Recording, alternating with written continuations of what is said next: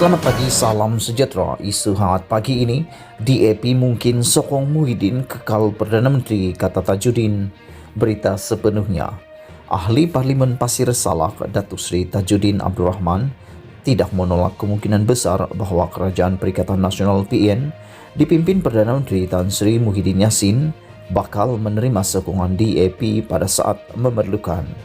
Mengulas lanjut, Tajudin yang juga ahli Majlis Kerja Tertinggi MKT UMNO menjelaskan keputusan tidak dijangka itu mungkin diambil Kerajaan PN dan DAP sekiranya UMNO berterusan mendesak Muhyiddin untuk meletak jawatan dalam masa terdekat.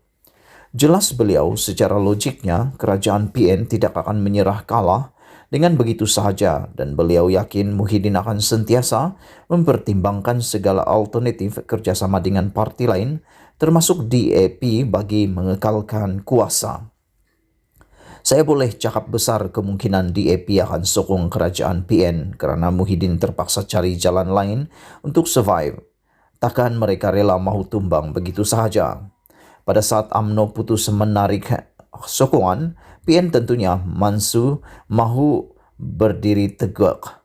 Kalau sudah satu tiang seri roboh, kena cari tiang seri lain. Mungkin juga Muhyiddin boleh bentuk kerjasama dengan Parti Warisan Sabah atau Parti Keadilan Rakyat PKR sendiri. Alasan DAP boleh sokong Muhyiddin kerana mereka memang mahu melihat parti-parti Melayu di negara ini berpecah dan menjadi lemah, katanya kepada Sinar Harian pada Selasa. Tajudin berkata demikian bagi mengulas kandungan rakaman audio tular beliau sewaktu mesyuarat Majlis Kerja Tertinggi MKT UMNO pada Rabu lalu yang menyatakan kemungkinan Kerajaan PN akan mendapat sokongan DAP sewaktu usul pengundian di Parlimen kelak. Luahan kebimbangan Tajudin itu tercetus susulan beliau mempersoalkan apakah strategi muktamad UMNO untuk membentuk kerajaan baru sekiranya parti itu berjaya menumbangkan Kerajaan PN pada usul pengundian sidang Parlimen akan datang. Pandangan Tajudin itu turut diakui seorang ahli Parlimen UMNO yang mendakwa satu perjanjian kepercayaan dan perbekalan atau lebih dikenal lagi sebagai CSA sedang dirundingkan di antara Kerajaan PN dan DAP ketika ini. Jelas sumber enggan dinamakan itu, perjanjian CSA berkenan membolehkan DAP menyatakan sokongan terhadap sebarang usul pengundian dikemukakan dalam sidang Parlimen termasuk usul undi percaya kepimpinan Muhyiddin.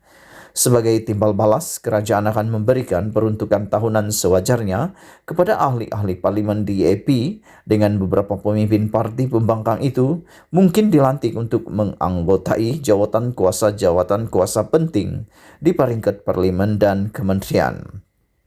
Melalui perjanjian ini, DAP masih kekal dalam komposisi pembangkang dan tidak sesekali menyertai Kerajaan PN sebagai rakan koalisi.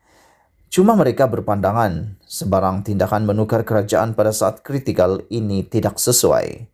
Secara tersirat, perjanjian ini dibuat susulan sebilangan besar pemimpin DAP dikatakan tidak bersetuju dengan tindakan Ketua Pembangkang Datuk Seri Anwar Ibrahim mahu bekerjasama dengan UMNO untuk menumbangkan kerajaan pada saat rakyat bergelut mendepani krisis COVID-19 dan sukar mencari makan, katanya.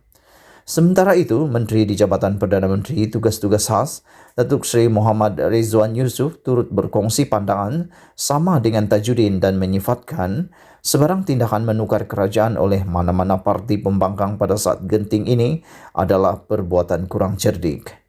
Tambah ahli Majlis Pimpinan Parti Pribumi Bersatu Malaysia Bersatu itu, meskipun ada dakwaan DAP akan bersikap berkecuali terhadap sebarang usaha menjatuhkan Kerajaan PN, secara logiknya tanpa sebarang perjanjian CSA sekalipun, tindakan itu adalah perkara sepatutnya dilakukan bagi mengelakkan kemarahan rakyat. Kalau kata ada perjanjian CSA dengan DAP, saya tidak pasti. Tetapi logiknya pada saat negara bergelut menangani krisis COVID-19, langkah pembangkang untuk bersolidariti dengan kerajaan bagi menyelamatkan rakyat yang terkesan dan susah amat penting. Saya difahamkan isu rundingan CSA dengan pembangkang timbul sejak bulan Oktober tahun lalu. Saya tidak tahu apa bentuknya, namun terpulanglah kepada pembangkang untuk merealisasikannya kerana semua ahli parlimen ada kepandaian masing-masing untuk muhasabah segala usul dibentangkan kerajaan dalam sidang parlimen. Kalau ada usul yang perlu penambahbaikan, kerajaan sedia untuk tambah baik demi kesejahteraan rakyat. Justeru, ruang perbahasan sewaktu sidang parlimen amat mustahak untuk dijadikan asas perjanjian CSA antara dua pihak kelak, katanya. Berita dipetik dari Sinar Harian. Sekian isu hangat pagi ini. Jangan lupa tekan butang subscribe dan kita jumpa lagi. Bye-bye.